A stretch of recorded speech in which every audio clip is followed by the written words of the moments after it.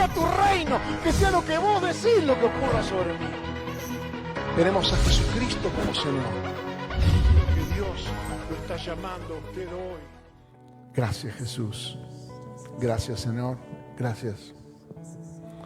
Quiero compartir con ustedes esta mañana una palabra que creo que para muchos, por lo menos lo que el Señor me decía cuando estaba preparando este mensaje, les va a cambiar la perspectiva de lo que es vivir como un hijo de Dios.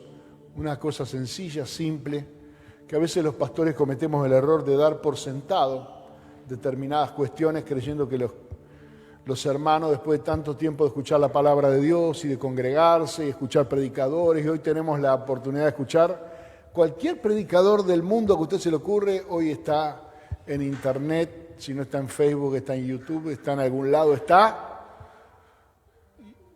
Pero pocas veces yo veo reflejado esa acumulación de palabra y de conocimiento en cuestiones que hacen a la vida o a la manifestación de tu verdadera identidad como hijo de Dios. Esa es la razón por la que el apóstol Pablo escribe ahí en Romanos que la creación, que las cosas creadas gimen con dolores de parto, es decir, están en una transición dolorosa, porque así es un parto, es traumático y es doloroso, y la creación sufre esperando la manifestación de los hijos de Dios, como que el parto se alarga, se estira y dura más de lo que tiene que durar. Nosotros con mis dos hijas tuvimos dos experiencias distintas. La primera, Marianela, fue una lucha de toda una noche entera de trabajo de parto y Ruth no. Ruth la hizo fácil, no complicó demasiado las cosas, pero bueno, la primera es la primera y la segunda es la segunda. Y había algo que los discípulos le pidieron al Señor, que a veces pasa desapercibido. Dos cosas le pidieron los discípulos al Señor, de las que registran los evangelios. La primera fue: enséñanos a orar. Evidentemente ellos, estando todo el día con Jesús, veían en él algo que estaba relacionado con la oración. Por alguna razón no le dijeron enséñanos a predicar, ni enséñanos a ministrar, ni nada de eso, sino que pusieron énfasis en esta cuestión: enséñanos a orar. Y claramente vemos que Jesús les enseñó a orar. La oración que oró Marga al principio, que tiene diferentes componentes que están en la esencia de esa oración, no en la repetición, no es un rezo, no es un mantra, no es una cosa que se repite para convencerme a mí, sino que es hablar con Dios de los temas que le interesan a Dios: el reino, la santificación de su nombre, que la voluntad de Dios sea hecha aquí en la tierra como es en el cielo, que tengamos la provisión, que tengamos el perdón de nuestros pecados, que podamos resistir las tentaciones y ser libres y establecer aquí el reino, el poder y la gloria de Dios. Todo eso está en la oración y forma parte de la oración, y no es una repetición de frases, sino entender el criterio. Pero después aquí en Lucas 17, en el verso 5, hay una segunda cosa que los discípulos le pidieron al Señor, y así como entendemos que no les negó la respuesta cuando le dijeron enséñanos a orar, tampoco les negó la respuesta cuando le pidieron esto. Yo he escuchado por ahí algunos predicadores que relativizan la respuesta del Señor, como que el Señor pateó la pelota afuera y cuando le pidieron esto, Él les habló de otro tema, porque no encuentran la relación entre lo que le preguntaron, lo que le pidieron al Señor y lo que el Señor les respondió. Pero yo creo que nosotros en esta mañana la vamos a encontrar, está a la vista, y creo que vamos a poder crecer en esta área que es fundamental. Es el fundamento de tu éxito en el mundo espiritual. En el mundo espiritual podés fracasar miserablemente, enfrentándote a todos estos lugares celestiales que están plagados de demonios, que están plagados de espíritus inmundos, si te presentás con tu fuerza natural, con tu capacidad heredada, con tu conocimiento natural, con tu biblioteca. Pero hay una enorme diferencia que podés hacer conociendo este principio. Lucas capítulo 17, verso 5, dijeron los apóstoles al Señor, aumentanos la fe. Aumentanos la fe. Y usted dice, ¿por qué le pidieron aumentanos la fe? Registre cuántas veces el Señor le dijo hombre de poca fe a los discípulos en los 4 evangelios. La cantidad de veces que el Señor le dijo a los discípulos, hombres de poca fe. Quiere decir que, si bien la gracia del Señor y la llenura del Espíritu Santo no se da por medida, sí hay una medida de la fe. Y la Biblia habla de una medida de la fe, conforme a la medida de tu fe te será dado. Es decir, que hay gente que tiene poca fe y hay gente que tiene mucha fe. Jesús se sorprendió cuando escuchó al centurión decir, no soy digno de que vengas a mi casa. Pero no es una cuestión de dignidad, no es una cuestión de mérito, no hay meritocracia en esto. Yo no soy digno, pero di la palabra y mi siervo sanará. Porque yo también soy un hombre sujeto a, digamos, a una línea, digamos, a un escalafón. Él era un militar. Él representaba al Imperio Romano, era el centurión. La autoridad que él tenía provenía de César, provenía del emperador. Por lo tanto, si le digo a alguien que vaya para allá, va para allá, y si le digo a alguien que venga para acá, viene para acá. Así reconoció en Jesús la autoridad de Dios, del Padre. Lo que tú digas, eso es lo que va a pasar. No vengas a mi casa, no soy digno. Solamente di la palabra. Y se sorprendió. Dijo, no he visto tanta fe en Israel. Una mujer extranjera, sirofenicia, y el Señor lo usó luego como ejemplo cuando habló de la mujer extranjera que fue elegida por Elías para vivir en el tiempo de la tremenda sequía y escasez. Podía haber elegido cualquier casa noble de Israel, sin embargo, escogió una mujer que tenía apenas un poquito de harina y un poquito de aceite, pero que tuvo fe para servir a Elías ese día. Y muchos profetas y predicadores se aprovechan de ese pasaje para pasar la ofrenda. Pero no es el sentido. El sentido es la prioridad. El sentido no es lo que vos des. El sentido es cuál es tu prioridad. Y cuando Jesús recibe esta pregunta, Él da una respuesta. Si tuviera fe, dice, como un grano de mostaza, no una fe exagerada, la mujer sirofenicia gritaba, Hijo de David, ten misericordia de mí. Y ella ni siquiera sabía, era sirofenicia, no estaba en la raíz de los judíos de poder clamar al Hijo de David, al Mesías que esperaban los judíos. Sin embargo, tenía fe en algo que había escuchado, y la fe es por el oír. Y el Señor la ignoró al principio. Y aprovechó la oportunidad para darle una lección a los discípulos. Los discípulos le dijeron, maestro, esta mujer no grita mucho. Y él dijo, pero ¿está bien darle el pan de los hijos a los perros? Y lo dijo en voz alta, la mujer lo escuchó. Pero él estableció que había personas que se sentaban a la mesa y personas que no se sentaban a la mesa. Los hijos se sientan en la mesa.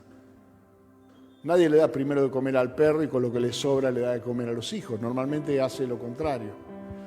Los hijos comen primero y si sobra algo, bueno, una bendición para el perro, que come de lo que le sobra a los hijos. Es lo que Jesús le dijo. Mi prioridad hoy es predicarle a los judíos, a las ovejas perdidas de Israel. Y la mujer que escuchó dijo, bueno, pero los perros de vez en cuando comen lo que se cae de la mesa, las migajas que caen de la mesa. Y Jesús dijo, qué fe que tiene esta mujer. Piensa que una migaja que cae de la mesa es capaz de hacer el milagro de liberar a su hija. Lo que ella necesitaba era un milagro importante, pero lo vio como una migaja. Y Jesús dijo, qué fe que tiene esta mujer. Es decir, que hay una medida de la fe. ¿Cuántos están de acuerdo con esto? Si hay gente que es de poca fe y hay gente que tiene una fe que sorprende al Señor, ¿en qué extremo de esa escala estamos nosotros? ¿Seremos como los discípulos que estaban todo el día con Él viendo milagros? Y sin embargo eran considerados hombres de poca fe. ¿O seremos como este centurión o esta mujer sirofenicia? O la mujer que tenía el flujo de sangre y se acercó al Señor en silencio y tocó el borde de su manto. Entonces el Señor dijo, si tuviera fe, si tuvieras, a los discípulos le está diciendo, no le está diciendo a los incrédulos, le está diciendo a los que estaban todo el día con Él, como si Dios te estuviera diciendo esta mañana. Bueno, mira hermano, si tuvieras fe, si vos tuvieras fe, no el mundo que no cree, no los que están enroscados en otras religiones y en otras tradiciones y en otras cuestiones, ustedes, los discípulos, los que están todo el día conmigo, si ustedes tuvieran fe como un grano de mostaza, le podrían decir a este sicómoro, que es un árbol de los grandes, desarráigate y plántate en el mar y os obedecería. ¿Por qué? Porque la creación gime con dolores de parto esperando la manifestación de los hijos de Dios. Y el sicómoro es parte de la creación. Esa es la razón por la cual en el mismo pasaje donde Pablo habla de esto, dice que a los que aman a Dios todas las cosas, y el sicómoro es una cosa creada, le ayudan para bien. Las cosas que necesites para cumplir tu propósito, esto conforme a los que su propósito son llamados. Es decir, que las cosas te ayudarán a caminar en el propósito de Dios y se te pondrán en contra cuando intentes ir en contra del propósito de Dios. Razón por la cual a algunos pareciera que todo se le pone en contra. Personas que tienen como una especie de accidentosis, ¿no? O sea, que es todo ocurre previo a un accidente de alguna cosa. Para todo hay un obstáculo, una cuestión. Pareciera que nunca tienen el camino llano, nunca tienen la puerta abierta, nunca tienen el favor de Dios o la gracia de Dios. Uy, la gracia de Dios, ¿cómo se obtiene? Se obtiene por medio de la fe. Aumentanos la fe. ¿Y cómo los discípulos entendieron esa necesidad? En Efesios dice, porque por gracia sois salvos por medio de la fe. O sea, la gracia, el agradar a Dios, el ser agradable delante de Dios, es una cuestión de fe. Y esto no es de vosotros, sino que es un don de Dios. O sea que Dios te da la fe, te la otorga como un don para que entres en la gracia. Pero en Hebreos capítulo 11, verso 6 dice, pero sin fe es imposible agradar a Dios, porque es necesario que el que se acerca a Dios, en primer lugar, crea que lo hay, crea que hay un Dios, pero en segundo lugar hay una clave, que es galardonador de los que le buscan. Porque si no hay una búsqueda, no hay un galardón, no hay un premio donde no hay una búsqueda. Acá empieza a aclararse el panorama. Cuando en el libro de Romanos el apóstol Pablo dice que la justicia de Dios es por fe y para fe, es decir, hay un círculo donde yo por la fe hago algo, pero el resultado sirve para aumentar mi fe. ¿Me comprenden? Como la siembra y la cosecha. Yo siembro una semilla, pero luego lo que cosecho también tiene semilla, por lo cual lo vuelvo a sembrar. Y si mi cosecha fue buena, este año sembraré más que el año pasado, porque tengo más semilla para sembrar que el año pasado. Estoy hablando de fe, no estoy hablando de ninguna otra cosa. Porque Él dijo, si la fe fuere como un grano de mostaza, y un grano de mostaza es una semilla. Amén. Que tiene toda la genética del árbol de mostaza, que es grande, toda la genética está ahí en una semilla, que si no se siembra, jamás se convertirá en un árbol, sino que permanecerá siendo una semilla como una que tengo yo pegada con una cinta en una Biblia que anda dando vueltas por ahí. Un día me regalaron una semilla y la pegué con una cinta, está ahí en la Biblia. Nunca la sembré, nunca será un árbol. Entonces veamos la respuesta. Los discípulos sabían, necesitaban una respuesta, porque habían escuchado muchas veces, hombre de poca fe. Sabemos que Jesús trataba con mucha delicadeza y con mucho amor a los hipócritas, a los necios, a los insensatos y a los sepulcros blanqueados y a toda clase de cuestiones que Jesús decía fuera de los hermanos. Amén. Para que ninguno se ofenda. Pero a los discípulos le decía reiteradamente, hombres de poca fe. Por ejemplo, ¿para qué necesita la fe usted? Para la provisión. ¿Por qué tenemos obstáculos en la provisión para recibir de parte de Dios cosas? Mateo 6:30 dice, si la hierba del campo, que hoy es y mañana se echa en el horno, Dios la viste así, ¿no hará mucho más a vosotros, hombres de poca fe? No te preocupes de lo que vas a vestir. Él te va a vestir. Porque si somos el cuerpo de Cristo, ¿cómo el Señor no vestirá su cuerpo? ¿Cómo el Señor no alimentará su propio cuerpo? Vale la vida más que el cuerpo y más que el vestido. Amén. Cuando se presentan pruebas, nosotros recordamos las tormentas, ¿no? Las tormentas, Jesús durmiendo en el barco y nosotros agitados en el medio de la tormenta. No sé si le ha pasado alguna vez que usted está pasando por una prueba tan difícil que le parece que el Señor está dormido, que no lo atiende, que no lo escucha, que no sabe lo que usted está pasando. ¿Cómo estoy pasando esto?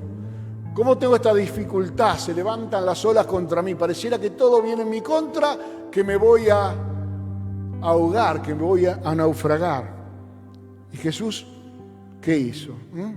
¿Por qué teméis, hombres de poca fe? Entonces, levantándose, reprendió a los vientos y al mar y se hizo una gran bonanza. Necesitas fe para la provisión, necesitas fe para enfrentar las tormentas, para resistir al diablo, para tener una confrontación de carácter espiritual. En el pasaje de Mateo 14, verso 31, le dice, al que caminó por el agua, ni más ni menos, fe para caminar por el agua, fe para pisar en terreno no firme, fe para avanzar en contra de la lógica, en contra de la física, en contra de lo que pueda decir el sentido común. Muchas veces la fe desafía el sentido común. Y Pedro, al hundirse en el agua, clamó, Jesús, sálvame. Y Jesús le respondió. Al momento Jesús extendió la mano y asió de él y le dijo, hombre de poca fe, ¿por qué dudaste? Y usted dirá, poca fe, pero caminó un rato por el agua. Un par de pasitos dio. ¿Cuántos dio usted? Ni yo ni usted dimos ni siquiera un paso sobre el agua. Y al que dio algunos le dijo de poca fe. pero él caminó por el agua, desde la orilla hasta el lugar del bote. Es decir, que no era algo imposible para él. Y aún cosas mayores que las que él hizo, dijo Jesús, que nosotros haríamos. Juan capítulo 14, ¿no? Por medio del Espíritu Santo. Fe para caminar en terrenos, para meterte donde te parece difícil. A veces empezar un nuevo trabajo, un pánico te agarra, un miedo de empezar algo nuevo, de emprender una tarea nueva, de avanzar hacia algo nuevo. Y se necesita fe para caminar por el agua. Amén. Se necesita fe para avanzar en contra de ciertas lógicas. En Mateo 16, verso 8,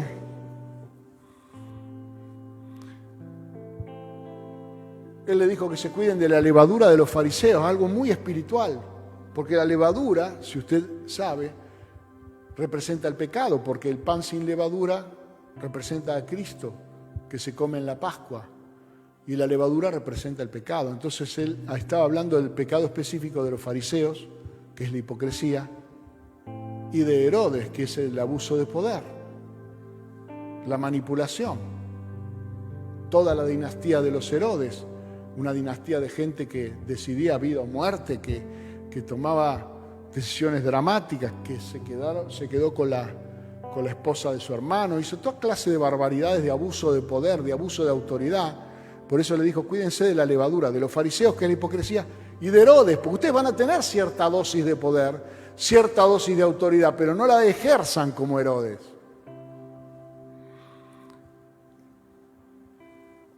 Entonces, los discípulos dijeron, esto nos debe estar diciendo porque no trajimos pan. Usted dirá, eran cabezones. Habían visto que él alimentó una multitud de 5.000 y otra multitud de 4.000. ¿Cómo Jesús va a estar preocupado porque no trajeron pan? Él dijo, claro, el pan de acá debe tener mucha levadura y nosotros deberíamos haber traído pan. Y Jesús le dijo, ¿por qué pensáis dentro de vosotros, hombre de poca fe, que no tenéis pan? Fe para discernir entre las cuestiones de carácter espiritual y las cosas naturales. Las cosas espirituales se disciernen espiritualmente, dice en la carta primera a los Corintios, en el capítulo 2. Si no tenés fe, no podés pasar de las cosas que ven tus ojos, que palpan tus manos, que oyen tus oídos. No podés pasar de los sentidos al espíritu. No podés discernir, porque es la palabra de Dios, al creerla, la que produce esa separación.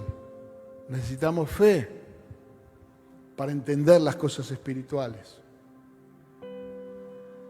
Cuando los discípulos bajaron del monte de la transfiguración, donde habían visto a Jesús transfigurarse, Jesús baja con Mateo,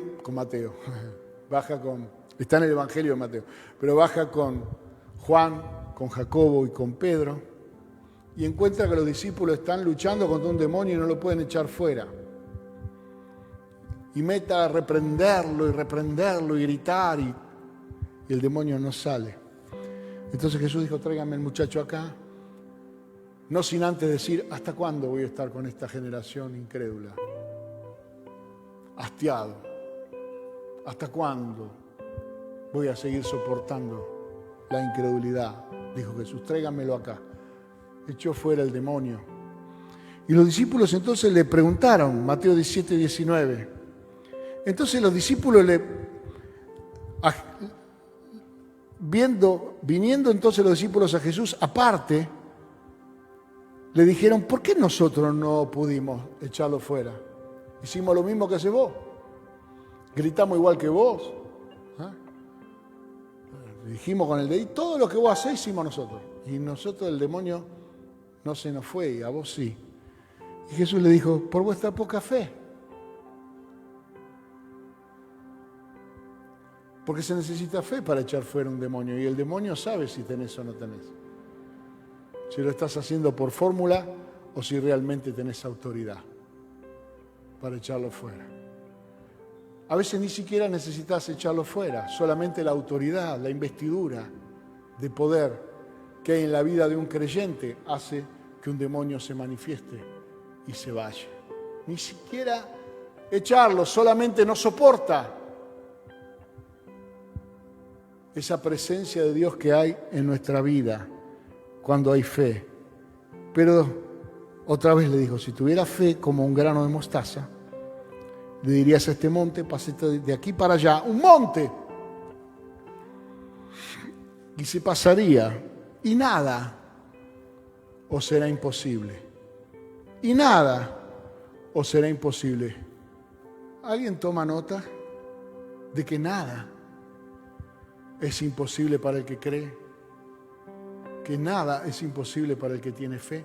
Esto es el cristianismo del año 2021, no es cristianismo solamente del primer siglo. Esta es la fe en la palabra de Dios, que no cambia, en un Dios que permanece para siempre. Pero entonces, ¿qué es lo que nos está faltando? Porque de alguna manera Jesús no rechazó la explicación de por qué ellos tenían tan poca fe, sino que les explicó. No había nada de malo en ese pedido. Necesitamos más fe. Necesitamos más fe. Y él les dijo, en primer lugar, qué es lo que pasaría cuando tuvieran fe. Si tuvieran fe como un grano de mostaza, le dirían a ese sicómoro que se desarraigue y se levantaría el árbol de la tierra. ¿Me comprende? Y entonces usted dirá, bueno, ya está, ya demasiada introducción. Ahora explícame cómo es que aumenta la fe. Entonces vamos a leer el pasaje todo de vuelta para que usted entienda ahora que no hay ninguna interrupción entre lo que Jesús les dijo y lo que ellos le reclamaron. Dijeron los apóstoles al Señor, aumentanos la fe. Entonces el Señor le dijo, si tuvierais fe como un grano de mostaza, podrías decir a este sicómoro, desarráigate y plántate en el mar, y os obedecería. ¿Quién de vosotros, teniendo un siervo que ara o apacienta ganado, al volver él del campo, luego le dice, pasa, siéntate a la mesa? ¿No le dice más bien, prepárame la cena, cíñete y sírveme hasta que haya comido y bebido, y después de esto come y bebe tú? ¿Acaso da gracias al siervo porque hizo lo que se le había mandado? Pienso que no. Así también vosotros, cuando hayáis hecho todo lo que os ha sido ordenado, decid, siervos inútiles somos, pues lo que debíamos hacer, hicimos. Tenemos la capacidad de administrar el poder que arranca árboles de la tierra y traspasa montes a la mar. Eso lo tenemos. Pero esa fe no se manifiesta si no cumplimos nuestro deber de siervos. Porque nada de esto es para el lucimiento personal. Ni nada de esto es para aprovecharnos egoístamente de esta capacidad.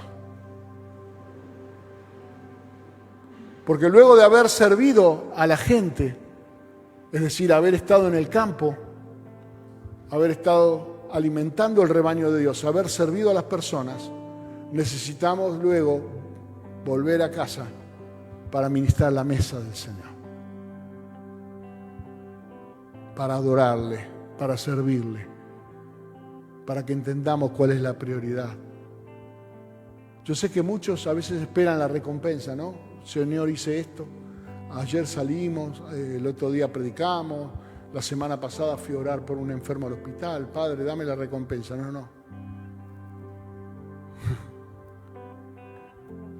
La recompensa es fe, mayor fe para seguir agradando a Dios, para seguir sirviendo a Dios. Entonces es necesario, es imprescindible, más allá de cualquier cosa que hagas en el campo, que entres a la casa de Dios y puedas servir su mesa con adoración, con alabanza, con oración. Servir a Dios. Si querés escuchar una palabra de parte de Dios para tu vida, en el libro de los Hechos, en el capítulo 13, dice que estaban ahí en la iglesia de Antioquía maestros y profetas, sirviendo ellos al Señor, ministrando ellos al Señor. Dijo el Espíritu Santo: apártenme a Pablo y a Bernabé para la obra que les voy a encomendar. Ministrando ellos al Señor. Esa es la razón por la que tenemos adoración antes y después de escuchar una palabra. Y en todo momento cuando nos reunimos tenemos un tiempo de servir la mesa de Dios. Pero eso tiene que ser parte de la vida de un creyente. No se puede vivir creyendo que porque uno ha cumplido con la gente, ya ha cumplido también con el Señor. Porque servir a nuestros hermanos es nuestro deber, pero ministrar la mesa del Señor es nuestra pasión, es nuestro placer, es nuestra bendición. No debemos ser solo Marta ni solo María, debemos ser ambos. Debemos servir a la gente por amor a Dios.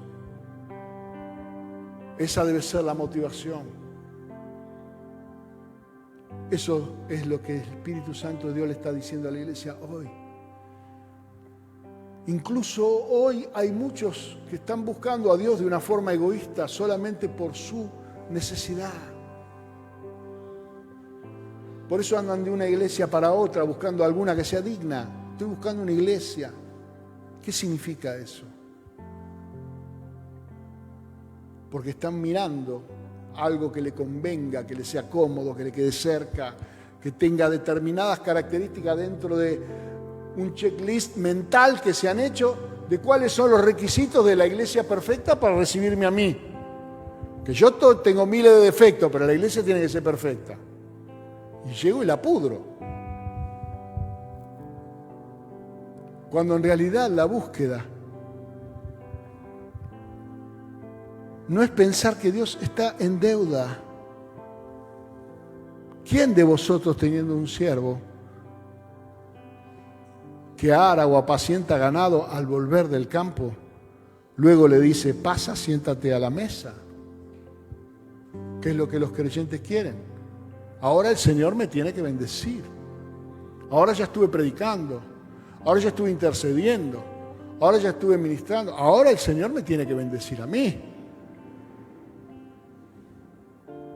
Sino más bien, prepárame la cena. Cíñete, es decir, no bajes la guardia. No entres en esa mediocridad, en esa depresión que viene después de haber servido, creyendo que ya has cumplido, creyendo que ya está cumplido el objetivo. Sino después de haber hecho todas las cosas, reconociendo nuestra inutilidad y nuestra dependencia de la gracia de Dios, carguemos la batería de la fe en la presencia del Señor, en la adoración, en la búsqueda de oración, en el alimento espiritual. No creas que Dios está en deuda. De repente algunos que no están sirviendo, uno les pregunta: ¿no se mueve tu corazón hacia el prójimo, hacia el hermano que tiene una necesidad? Vos estás bien, estás sano, tenés lo necesario y gastás tu tiempo y gastás tus energías en seguir sirviéndote a vos mismo, haciendo todo lo necesario para que vos la pases mejor y dándote todos los gustos. Yo no digo que el creyente debe privarse de nada, pero estoy diciendo que no hagas eso en detrimento o en deterioro de tu relación con Dios.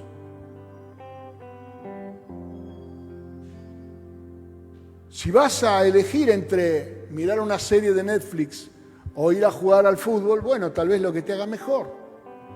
Pero si vas a elegir entre ver una serie de Netflix y adorar, entonces ahí ya está mal. Si vas a elegir entre jugar al fútbol y tener un tiempo de oración y de búsqueda, entonces eso seguramente se va a comer tu fe como un Pac-Man. Porque la fe es por el oír la palabra de Dios. Porque no hay nada más importante que la comunión con el Señor para crecer en todo, en quien es Él. Por eso necesitamos aprovechar bien el tiempo, redimir bien el tiempo. Porque nuestra inversión en el reino es lo que significa buscar primeramente el reino de Dios. Nuestra inversión en nuestra comunión con Dios es lo que dice galardonador de los que le buscan. ¿Entiende eso? Es invertir en Dios. No estoy hablando de nada económico, estoy hablando de tiempo. ¿Quiere cosechar eternidad? Bueno, debes sembrar minutos, segundos, tiempo.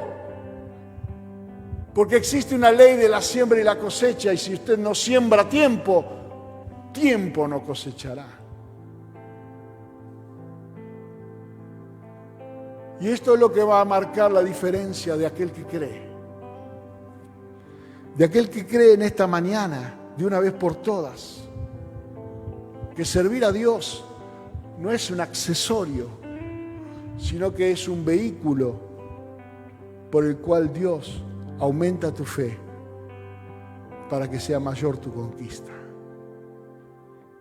Hermano, estás con una lucha, estás en una tormenta, se necesita fe para hacer cesar la tormenta.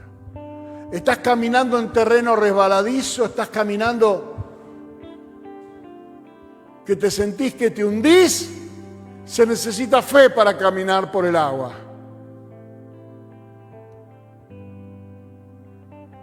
Estás luchando contra el mundo porque la levadura del mundo te seduce. Se necesita fe para entender las cosas espirituales que están afectando tu vida. El dinero, la política, la moda, las cosas de este mundo, la levadura de este mundo. ¿Estás luchando verdaderamente una batalla espiritual? Sí, pastor, debe haber una maldición en mi familia, yo veo cosas, oigo cosas. ¿Estás luchando para echar fuera demonios de tu vida, de tu casa, de tu trabajo? Una empresa donde yo trabajé un tiempo, todas las mañanas al llegar yo tenía que atar los demonios. Era impresionante la manifestación diabólica que había en esa compañía durante todo el tiempo que yo estuve ahí. Creo que fue la única compañía donde prediqué el Evangelio y no gané ni un solo alma en un par de años que estuve ahí. En todos los demás lugares siempre tuve respuesta de parte de Dios. Pero ahí era guerra espiritual. Ahí era como cuando te tirás al agua, que si no pataleás y te movés te hundís. Así era ese ambiente, una empresa completamente consagrada al diablo. Pero yo tenía que promoverme a mí mismo ahí adentro como Daniel en Babilonia, ¿me entiendes? Con oración, con sabiduría de Dios, porque si no, estaba listo. Y en esos tiempos, digamos, de mayor lucha, es donde más buscas a Dios. Y resulta que tenés lucha, buscas a Dios y tenés respuesta. Imagínese, hermano, lo que usted podría lograr si buscara de esa misma manera a Dios cuando no está en medio de una lucha. Cuando ni tiene ni hambre, ni sed, ni problemas de otro tipo, está buscando a Dios solamente por el galardón. Solamente por la fe. solamente para agradarle, para vivir en la gracia, usted crecerá.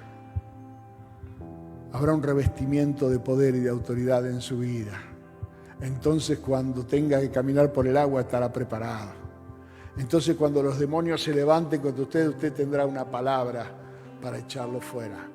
Cuando vea que las cosas se dificultan, podrá ver lo espiritual dentro de lo natural, podrá discernir las cuestiones espirituales. Yo quiero invitarte en esta mañana a pedirle al Señor, aumentanos, Señor, la fe.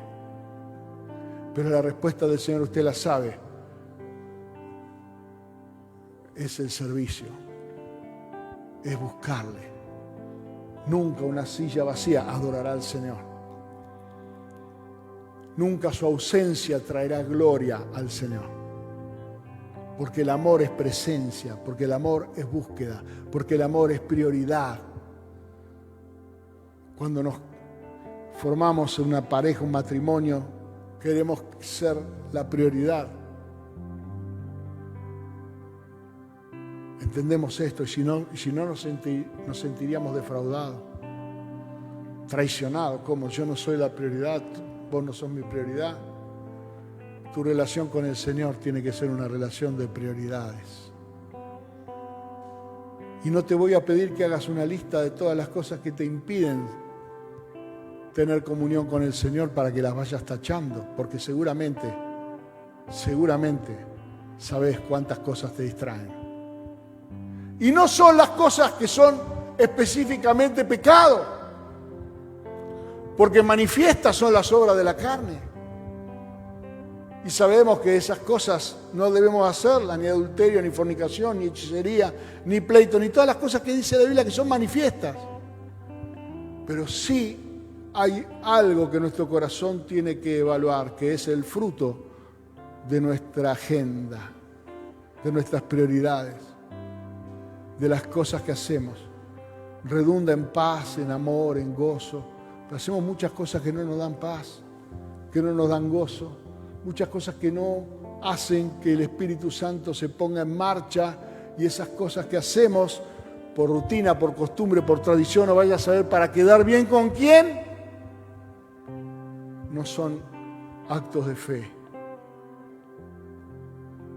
En esta mañana es necesario que hagamos un reconocimiento de esta cuestión. Y no terminemos el año como lo empezamos, con indiferencia del servicio al Señor.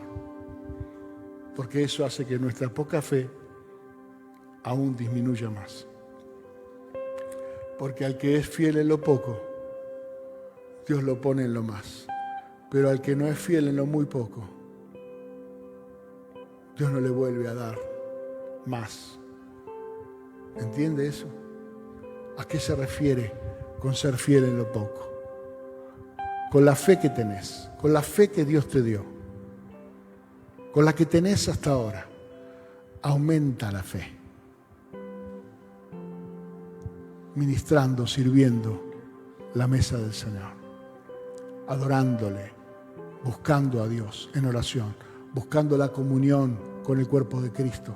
Eso es lo que traerá un aumento de tu fe, y eso se manifestará en el momento de la prueba. Y si no entendiste esto, no hay otro pasaje en la Biblia que explique mejor. No hay. Esta es la explicación por la cual mantenía Jesús a los discípulos sirviendo, para que su fe no falle, para que su fe crezca, para que en el nombre de Jesús puedan seguir haciéndose milagros, prodigios y maravillas por medio del Espíritu Santo que se mueve en nosotros. Póngase de pie, vamos a orar al Señor.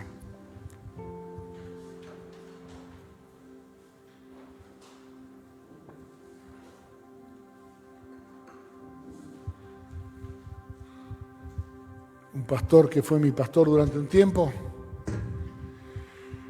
él enseñaba que Dios no hace acepción de personas, pero sí hace diferencias en función de la fe. sí hace diferencia en función de la fe, porque sin fe es imposible agradar a Dios. Y la fe es el galardón de los que le buscan. Es el premio de tu búsqueda. Tu búsqueda aumentará tu fe y por la fe entrarás en el favor de Dios. Te damos gracias, Jesús, te bendecimos.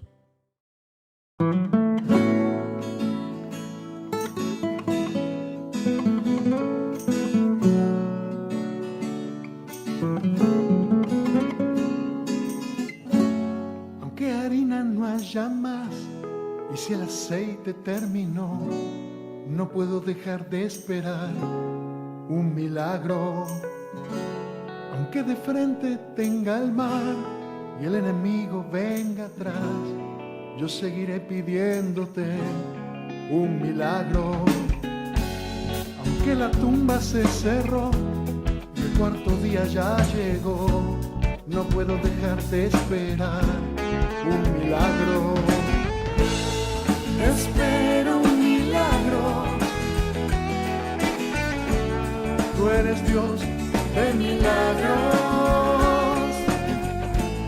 No me avergonzaré de esperar de ti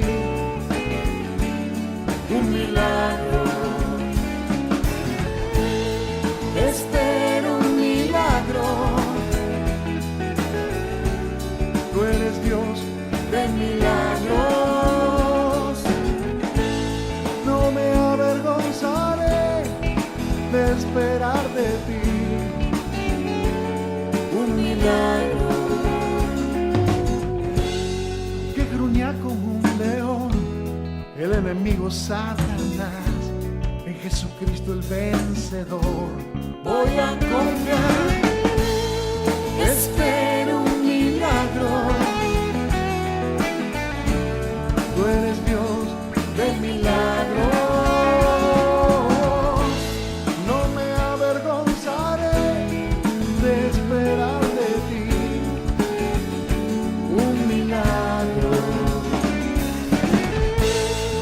Espero un milagro.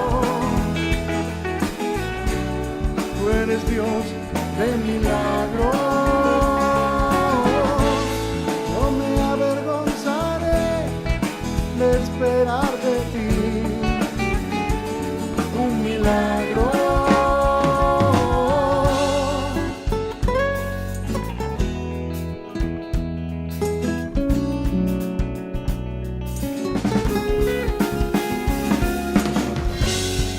Espero un milagro y no me avergonzaré de esperar